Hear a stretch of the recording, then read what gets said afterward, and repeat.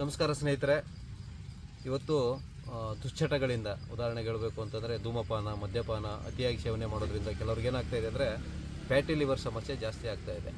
So ಒಂದು ನಮ್ಮ ಮನೆಗೆ ಸಕ್ಕರೆ, ಆಮೇಲೆ ಎರಡನೇದಾಗಿ ಈ ಸೀಮೆ ಹಸು ಹಾಲು, ರಿಫೈನ್ಡ್ ಆಯಿಲು, ಮೈದಾ, ಗೋಧಿ ಹಿಟ್ಟು, ಔಟ್ಸೈಡು ಜಾಸ್ತಿ ಜಂಕ್ ಫುಡ್ಸ್ನ ತಿನ್ನೋದ್ರಿಂದ ಏನಾಗ್ತಾಯಿದೆ ಅಂದರೆ ಲಿವರಲ್ಲಿ ಫ್ಯಾಟಿ ಲಿವರ್ ಅನ್ನೋವಂಥ ಅಂಶ, ಕಾರ್ಬೋಹೈಡ್ರೇಟ್ ಜಾಸ್ತಿ ತಿನ್ನೋದ್ರಿಂದ, ಹಾಗೆ ನಮಗೆ ಈ ಆಲ್ಕೋಹಾಲ್ ಕನ್ಸಂಪ್ಷನ್ ಜಾಸ್ತಿ ಆಗಿರೋದ್ರಿಂದ ಏನಾಗ್ತಾಯಿದೆ, ಲಿವರು ತುಂಬ ದಯನೀಯ ಸ್ಥಿತಿಯಲ್ಲಿದೆ. ಅಂದರೆ ಖಾರ ಅತಿಯಾಗಿ ತಿನ್ನೋದು, ಮಸಾಲೆಯುಕ್ತ ಪದಾರ್ಥಗಳನ್ನು ತಿನ್ನೋದ್ರಿಂದ. ಸೊ ಅಂಥವರು ಈಗ ಸ್ಟೇಜ್ 1 ಅಥವಾ ಸ್ವಲ್ಪ ಪ್ರಾರಂಭಿಕ ಹಂತದಲ್ಲಿ ನಮಗೇನೆಂದರೆ ಲಿವರ್ ಪ್ರಾಬ್ಲಮ್ ಇದೆ ಅಂತ ಗೊತ್ತಾದ ತಕ್ಷಣವೇ ಈ ಒಂದು ಅದ್ಭುತವಾದಂತಹ ಹಿತ್ತಲ ಮದ್ದನ್ನು ಮಾಡ್ಕೋಬೋದು ಸ್ನೇಹಿತರೆ. ಸೊ ಬಹುಶಃ ತಮಗೆಲ್ಲರಿಗೂ ಗೊತ್ತಿರುತ್ತೆ, ಪ್ರತಿ ಹಳ್ಳಿಗಳಲ್ಲೂ ಚಿರಪರಿಚಿತವಾದಂಥ ಗಿಡ ಇದು. ಜಾಂಡೀಸ್ ಸೊಪ್ಪು ಅಂತ ಕರೀತಾರೆ ಇದಕ್ಕೆ. ಸೊ ಕನ್ನಡದಲ್ಲಿ ನಿಮಗೆ ಜಾಂಡೀಸ್ ಸೊಪ್ಪು ಅಂತಾರೆ, ಆಡು ಭಾಷೆಯಲ್ಲಿ. ಆಮೇಲೆ ನಿಮಗೆ ಗ್ರಾಂಥಿಕ ಭಾಷೆಯಲ್ಲಿ ನೆಲನೆಲ್ಲಿ ಅಂತ ಹೇಳ್ತಾರೆ. ನೆಲನೆಲ್ಲಿ ಅಂದರೆ ಯಾಕಂತಾರೆ ಅಂದರೆ ಇದು ನೋಡಿ, ನೆಲದಲ್ಲೇ ಒಂದು ಅರ್ಧ ಅಡಿ, ಮುಕ್ಕಾಲು ಅಡಿ ಈ ಥರ ಇರುತ್ತೆ ಇದು.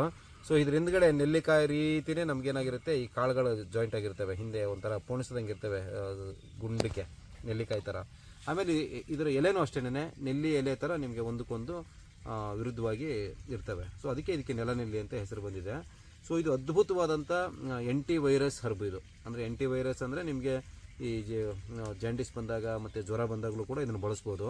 ಸೊ ಹಾಗೆ ಇದು ಲಿವರ್ನ ಆರೋಗ್ಯದ ಮೇಲೆ ಅದ್ಭುತವಾಗಿ ಕೆಲಸ ಮಾಡ್ತದೆ. ಸೊ ಯಾವ ರೀತಿ ಬಳಸ್ಬೇಕಿದ್ನ ಅಂತಂದರೆ, ಮೊದಲು ನಾನೇನು ಹೇಳಿದ್ನಲ್ವ, ಈ ಧೂಮಪಾನ, ಮದ್ಯಪಾನ, ಅತಿಯಾದ ಮಾಂಸಾಹಾರ ಸೇವನೆ ಮತ್ತು ಮಸಾಲೆಯುಕ್ತ ಪದಾರ್ಥಗಳು, ಈ 5 ಬಿಳಿ ವಿಷಗಳು ಮತ್ತು ರೋಡ್ ಸೈಡ್ ತಿನ್ನೋದನ್ನೆಲ್ಲ ಕಡಿಮೆ ಮಾಡಿಬಿಟ್ಟು ಸ್ವಲ್ಪ ಮಜ್ಜಿಗೆ, ಕಬ್ಬಿನ ಹಾಲು, ಆಮೇಲೆ ಸ್ವಲ್ಪ ಬೆಲ್ಲ, ತುಪ್ಪ ಅಂದರೆ ನಾಟಿ ಹಸುದು, ಅದನ್ನೆಲ್ಲ ಬಳಸ್ತಾ ಈ ಒಂದು ನೆಲನೆಲ್ಲಿಯನ್ನು ಯಾವ ರೀತಿ ಬಳಸಬೇಕಂದ್ರೆ, ಸುಮಾರು ಒಂದು ಹಿಡಿಯಷ್ಟು ಸೊಪ್ಪನ್ನು ತೊಗೊಂಡು, ಸೊ ಏನು ಮಾಡಬೇಕಂದ್ರೆ ಇದನ್ನ ಚೆನ್ನಾಗಿ ಅರಿಬೇಕು ನಾವು, ಬೇರೆ ಸಮೇತ ಚೆನ್ನಾಗಿ ಮೊದಲು ಕ್ಲೀನಾಗಿ ತೊಳೆದು, ಆಮೇಲೆ ಚೆನ್ನಾಗಿ ಸ್ವಲ್ಪ ಪ್ರಮಾಣದಲ್ಲಿ ನೀರು ಹಾಕ್ಬಿಟ್ಟು ಅರಿದು, ಅದನ್ನೇನು ಮಾಡಬೇಕು ಅಂದರೆ ಶುದ್ಧ ನಾಟಿ ಹಸುವಿನ ಮಜ್ಜಿಗೆಯಲ್ಲಿ ಈ ಒಂದು ಸೊಪ್ಪಿನ ಕಲ್ಕ ಅಂದರೆ ಪೇಸ್ಟನ್ನು ನಾವು ಮಜ್ಜಿಗೆಯಲ್ಲಿ ಹಾಕ್ಬಿಟ್ಟು ಚೆನ್ನಾಗಿ ಕದಡ್ಬಿಟ್ಟು ಆ ಮಜ್ಜಿಗೆನ ಸೋಸ್ಕೊಂಡು ನಿತ್ಯ ಬೆಳಗ್ಗೆ ಒಂದು ಟೈಮ್ನ ನಾವು ಕುಡಿತಾ ಆಹಾರ ನಿಯಮಗಳನ್ನು ಪಾಲನೆ ಮಾಡ್ತಾ ಬಂದರೆ ತುಂಬ ಪ್ರಾರಂಭಿಕ ಹಂತದಲ್ಲಿರ್ತಕ್ಕಂಥ ಫ್ಯಾಟಿ ಲಿವರ್ ಸಮಸ್ಯೆ ಏನಿದೆಯಲ್ಲ ಅದು ಖಂಡಿತವಾಗ್ಲೂ ಗುಣ ಆಗ್ತದೆ. ಇದು ಒಂದನೇ ಭಾಗ.